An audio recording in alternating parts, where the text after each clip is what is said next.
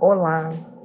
A liturgia deste quinto domingo da Quaresma nos mostra a garantia do real desígnio de Deus pela comunicação de uma vida que ultrapassa a biológica. É a definitiva, que supera a morte e mostra um futuro pleno.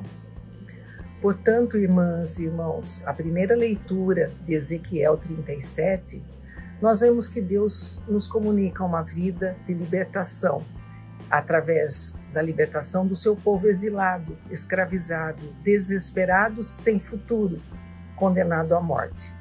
Ezequiel realmente profetiza ao dizer que Deus abrirá os sepulcros e trará o povo à terra de Israel.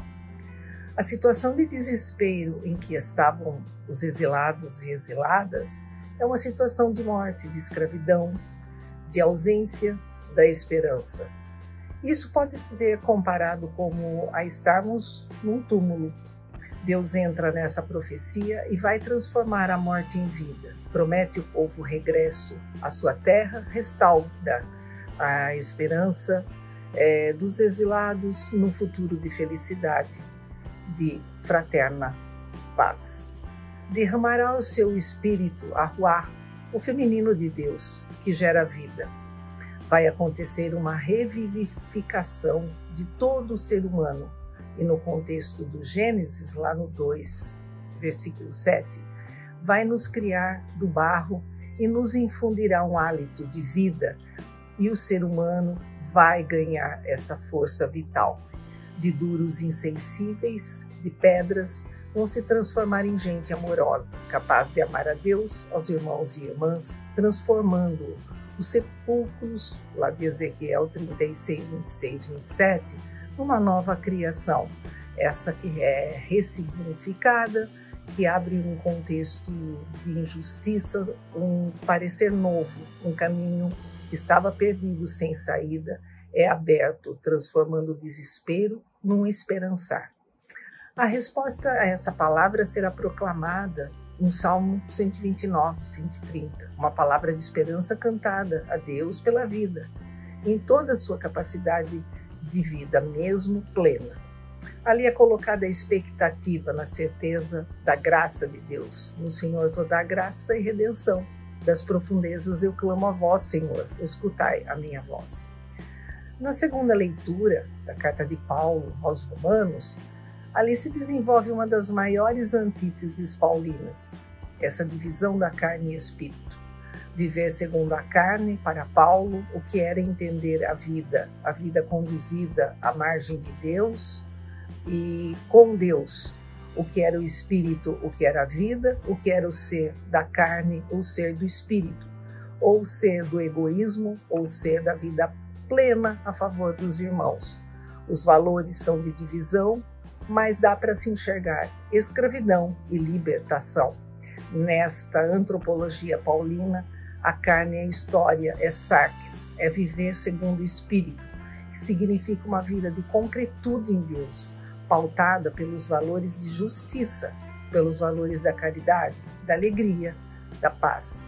Paulo recorda no texto que o cristão, a cristã, no dia do seu batismo, opta pela vida no Espírito de Deus. É nessa Ruá, o feminino, a mãe, que ampara e que dá vida aos seus filhos.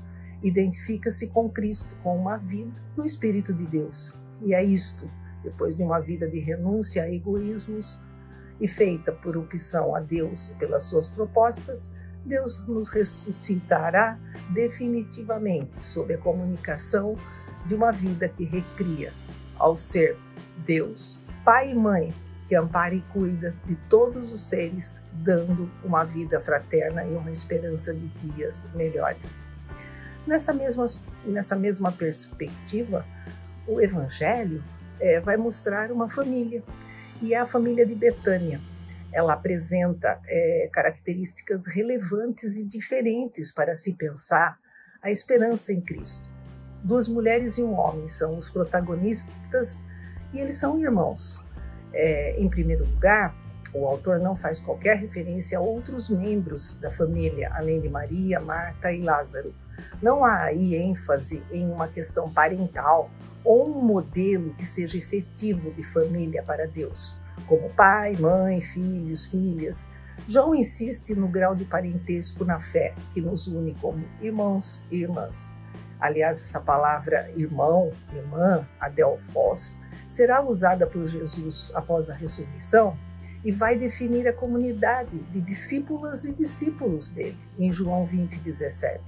Será comum entre os membros da comunidade cristã primitiva essa palavra.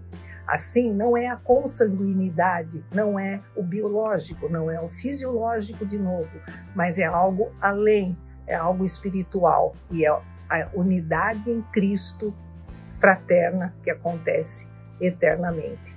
A relação de Jesus com Lázaro é de afeto, de amizade, e Jesus não vai imediatamente ao seu encontro quando essa história tão contada, narrada, nos mostra que tem um Deus ali diferente, que parece estar até atrasado na ótica das mulheres. Vai comunicar uma vida em seguida, no tempo certo que é o de Deus. E nós vamos ver que Marta e Maria indagam Jesus de formas diferentes. O cronológico não é o vivido, ali é o cairológico que ultrapassa o desespero da perda do irmão e a correria por querer salvá-lo. Jesus ali é o pastor que desafia o perigo por amor aos seus. Ao chegar a Betânia, ele encontra um amigo, sim, o Lázaro, já morto há 4 dias. E sabemos que, de acordo com a mentalidade judaica, a morte era considerada definitiva depois de 3 dias. Por isso, havia oposição a Jesus. E até Marta e Maria ficam pensando em indagá-lo de formas diferentes. Por que Jesus teria demorado tanto? A preocupação de Jesus é dar atenção às pessoas, é levar amor e esperança, é realizar o plano do Pai no momento certo. Nesse contexto, entra em cena essas mulheres diferentes, que ambas se complementam na fé e na ação diante de Jesus. As duas são importantes, ninguém tem atitude melhor do que ninguém. As duas são significativas na fé e na esperança. Cada uma, ao seu modo, quer a salvação e acreditam em Jesus. Marta é a primeira que vem ao encontro de Jesus e insinua até essa reprovação. Jesus poderia ter evitado a morte, irmão, se tivesse chegado um pouco antes. No entanto, mesmo agora, Jesus poderá interceder. E ela entende, vai atendê-lo e sabe que ele devolverá a vida física a Lázaro. Ela pensa que as palavras de Jesus seriam até uma consolação momentânea, mas fica registrada ali, patente, a intervenção de Deus na história humana. E Jesus não fala de ressurreição no final dos tempos, mas aponta uma perspectiva para aquela família do seu projeto da construção do reino. Maria é a segunda mulher, que também aparece em cena e também parece estar um pouco imobilizada pela dor da perda, sem esperança. E Marta falará com Jesus. Maria vai rapidamente, sem dar explicações, buscar também palavras ali naquele contexto de família. Essas mulheres podem ter indagações diferentes e ter se comportado com atitudes diferenciadas, mas ambas têm Jesus como palavra única e recebem a notícia através do que elas veem na ação de Jesus. Essas mulheres não são resignadas, mas são corajosas, companheiras e fiéis a Deus.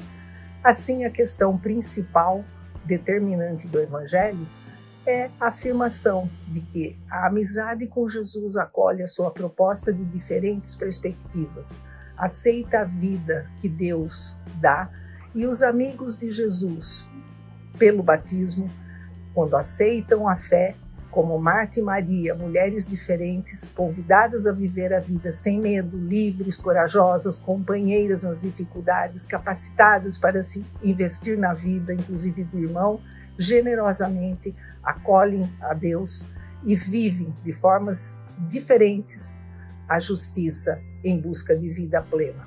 Essa liturgia garante-nos que a amizade com Jesus é aderir à sua proposta. E isso ele nos comunica no exemplo da família de Betânia. As leituras desse final de semana lembram que pelo batismo optamos por Cristo e pela sua ressurreição. Nos preparamos para a Páscoa, a passagem para a vida nova que ele veio oferecer. Convida-nos, portanto, a sermos coerentes com a nossa escolha de fé e de formas diferentes a fazermos as obras de Deus e vivemos segundo a Ruá, que é pai e mãe do mesmo Deus, o seu Espírito.